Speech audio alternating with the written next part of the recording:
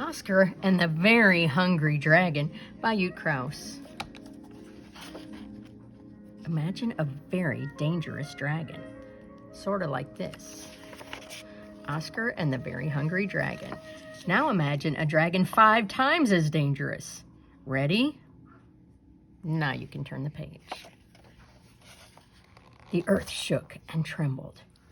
The great dragon was awake and very hungry. It was time to feed him a princess, but no princess was available.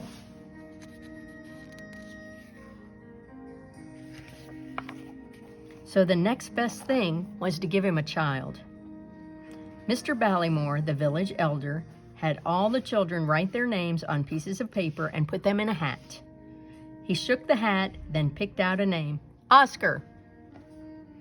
Oscar had to go and meet the dragon. His mom wept bitterly.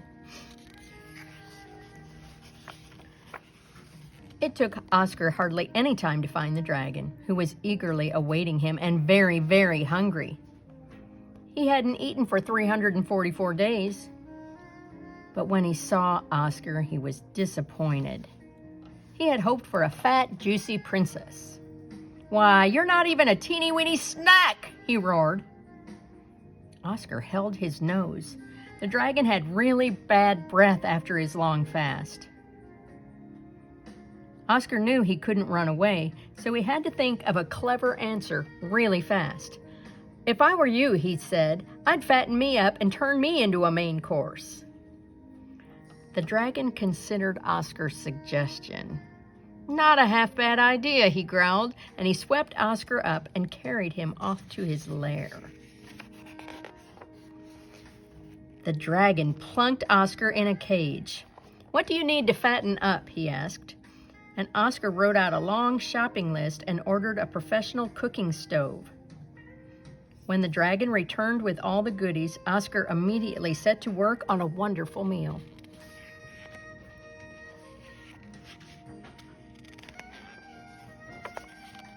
Very soon, the most delicious smells came wafting through the cave. Oscar's mom had taught him a thing or two. "Dinner's ready," he called. "Grilled eggplant for starters, then pasta and homemade ice cream." "Shut up!" roared the dragon. "Dragons don't eat stupid human food." And he hunched over his growling belly and tried his best to ignore Oscar, who was enjoying his lovely meal. The next morning, Oscar handed the dragon a new shopping list. It was 3 times as long as the list from the day before. The dragon returned with all the groceries, and soon the smells that filled the cave made his mouth water. He could feel his empty belly rumbling like a steam engine. "No!" he yelled when Oscar offered to share his meal. Every day the shopping list grew longer and longer, and Oscar's cooking grew better and better. He made the most amazing dishes, and the poor dragon grew dizzy with hunger, but he continued to refuse Oscar's offer. "No, and no again!" he roared. He roared so loudly that the villagers heard him. "Oscar's done for," they cried, wiping their eyes sadly. "He was such a nice boy." Oscar's belly was getting nice and round with so much food. "Show me your finger," said the dragon one day. "I want to check if you've gained weight." Oscar, who had learned a thing or two from listening to fairy tales, quickly held out the cooking spoon to the nearsighted dragon, and the dragon felt it and shook his head in disappointment. "This is too skinny to fill even the belly of an ant," he said. "Well, I have some leftovers," said Oscar to comfort the poor dragon. "No!" The dragon began to roar, but then his voice cracked and he had to lean against the wall. He had grown weak, so weak with hunger. "Well," he added in a small voice, "on the other hand, it would be a waste of food to not eat it then, wouldn't it?" "Yes, it would," said Oscar, and he began to dish up the leftovers. The dragon, who had only eaten princesses so far, was amazed when he tasted Oscar's cooking.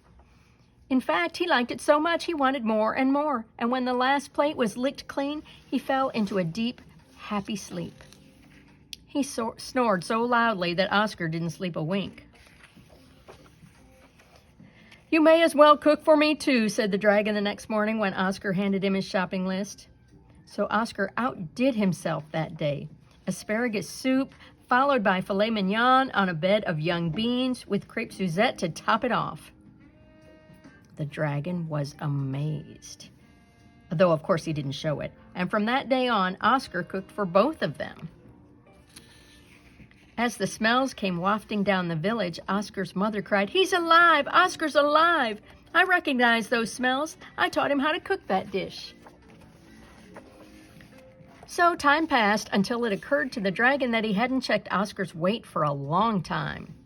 "Show me your finger," he said, and Oscar, who was busy cooking, held up a stick. He didn't bother to look at the dragon until it was too late, and the dragon had been to the optician and had gotten himself a brand new pair of glasses.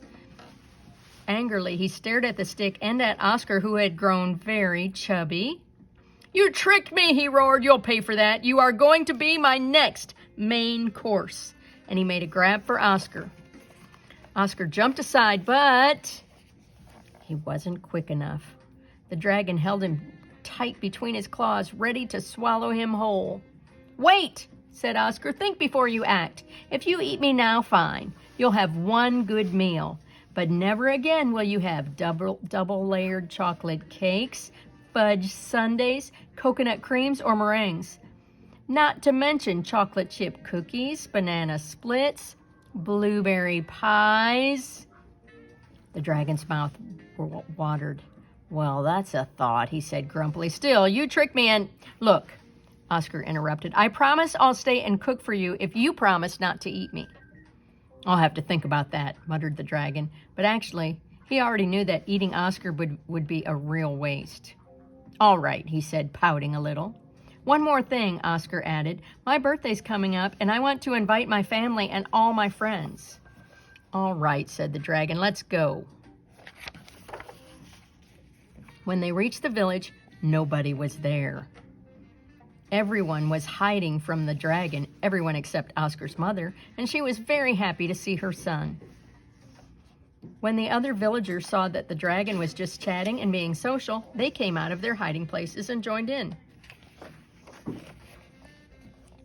Everyone came to the party at the dragon's den, and they all brought something to eat. It was the best birthday party Oscar had ever had. The dragon ate his way through all the dishes, took the kids for rides on his back, and when it grew dark, made the most fantastic fireworks anyone had ever seen.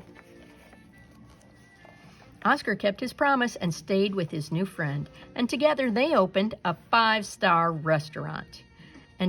And they invented the most amazing dishes that anyone had ever tasted.